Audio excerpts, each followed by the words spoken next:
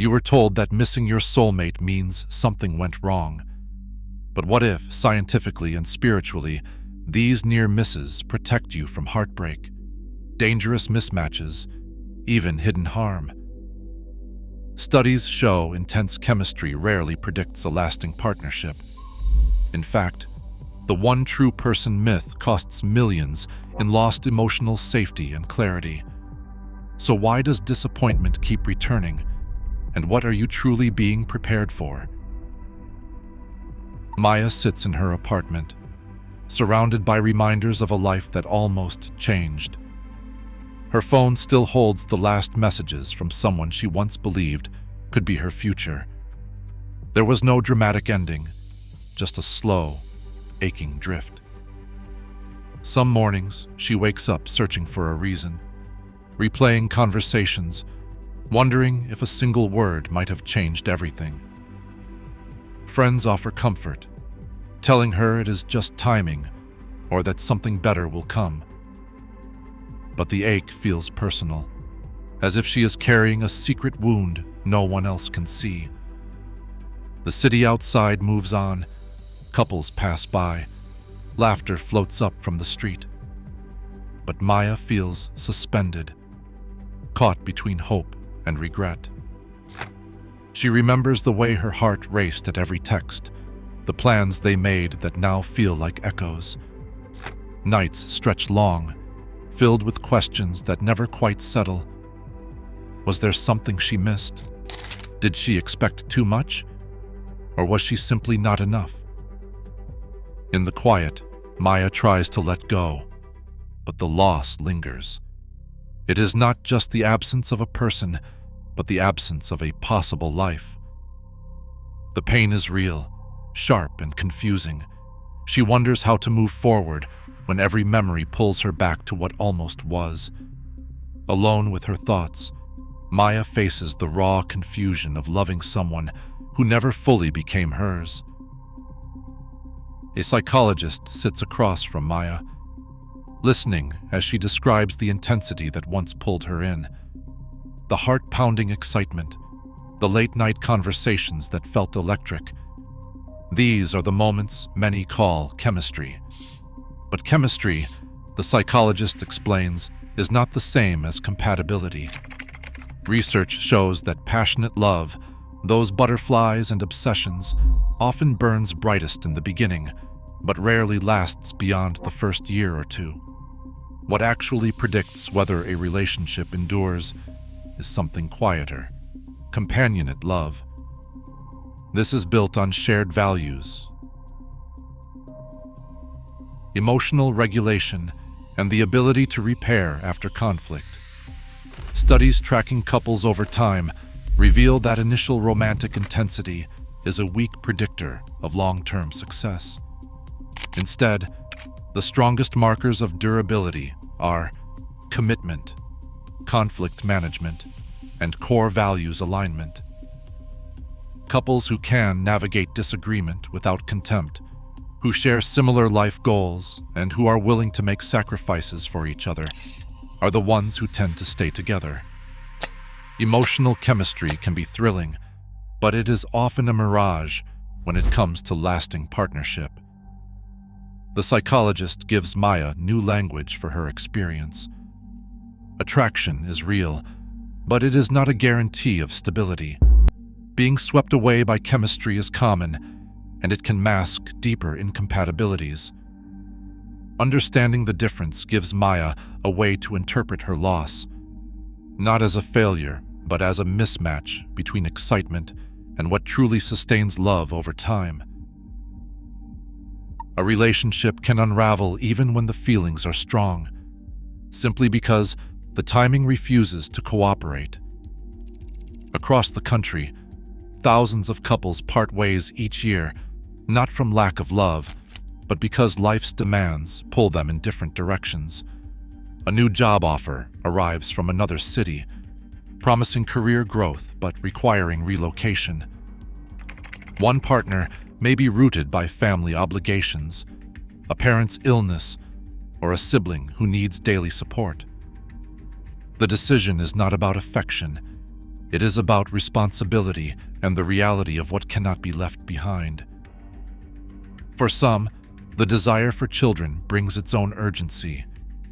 Medical guidelines show that fertility begins to decline for women in their early 30s, adding pressure to relationships where one person is ready for parenthood and the other is not.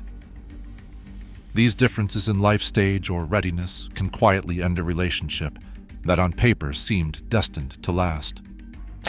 Urgency can change a timeline faster than any feeling. Recovery from addiction creates another invisible barrier. In many 12-step and treatment communities, people are advised to avoid new romantic relationships for at least the first year of sobriety.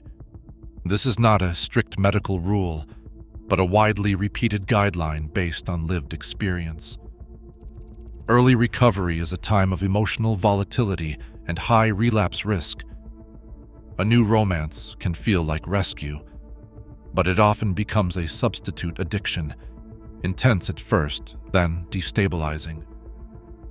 Waiting allows time for healing, for building a stable foundation before risking the emotional highs and lows of new love. Recovery, in many cases, needs room to become sustainable. Sometimes the obstacle is mental health. Intensive therapy, trauma work, or a period of burnout can leave someone unable to invest in a partnership, no matter how real the connection. The end result is the same: a relationship that dissolves not from lack of desire, but because the circumstances simply do not allow both people to choose each other fully. These endings are not failures of will or worth. They are reminders that love alone cannot always overcome the realities of timing, biology, and personal healing. Emily remembers the day she decided to call off her engagement. There was no single dramatic incident, just a growing discomfort she could not ignore. Her fiancé had started checking her phone, asking for passwords, and questioning her about every new friend or work event. At first, he called it love, saying he just wanted to protect her. But the questions became more pointed, the check-ins more frequent, and her world began to shrink. Invitations from friends went unanswered because he did not like them. He insisted on handling their finances, suggesting it would be simpler if she let him manage the bills. Months after ending things, Emily learned her ex had been arrested for stalking a former partner. The pattern was eerily familiar. Constant monitoring, threats when boundaries were set, and eventually police involvement. She also discovered he had accumulated thousands of dollars in hidden debt. Credit cards opened in his name, but with her information listed as a reference. It was a chilling realization of what she might have been drawn into had she stayed. A psychologist specializing in coercive control explains that these early behaviors, monitoring, jealousy, and isolation, are not harmless quirks. They are the strongest predictors of later legal trouble, from restraining orders to criminal charges. Studies show that nearly all survivors of financial abuse and stalking can trace the beginning to controlling acts that seemed minor at first. The psychologist's voice is calm but firm. Leaving at the first sign of coercion is not just self-preservation. It is a proven way to avoid escalating harm. Emily's story is not one of romantic failure, but of a narrow escape from a future that, for many, ends in courtrooms and crisis centers. Sometimes the loss that hurts most is the one that quietly saves you. In ancient stories, the idea of a soulmate, a single destined partner, has deep roots. In Plato's Symposium, Aristophanes describes humans as once whole beings split in two, forever searching for their missing half. Centuries later, the Romantic era in Europe turned passionate longing into a cultural ideal, making the search for the one feel like a personal quest. Today, this belief is everywhere, from novels and movies to dating apps promising perfect matches. Surveys show nearly 3 out of 4 Americans believe in soulmates, and among adults under 30, it is closer to 8 out of 10.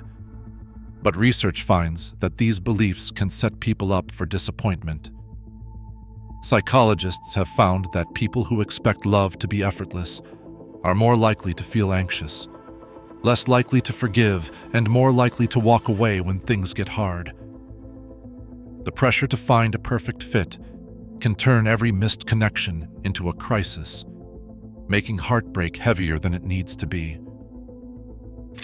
Readiness for healthy love often shows up in small, practical ways.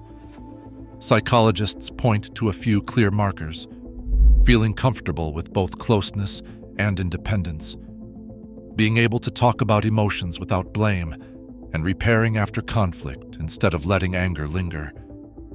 A simple checklist includes having friendships and interests outside romance, setting boundaries without guilt, and not needing constant reassurance. For many, expressive writing is a powerful tool. Studies show that journaling about emotions for just 15 minutes a day can reduce rumination and help process loss. Some people find meaning in simple rituals, like writing down what they are releasing from a past relationship and placing it in a special box, or burning it as a symbol of moving forward. These small practices are not about finding someone faster. They are about becoming more grounded and open to the kind of love that lasts. Right now, millions of people question why love eludes them, yet research confirms that timing and readiness shape lasting bonds far more than fate. Missing one connection is not a failure. It's often necessary space for the right alignment. Sometimes absence is protection. The path forward is still yours to choose.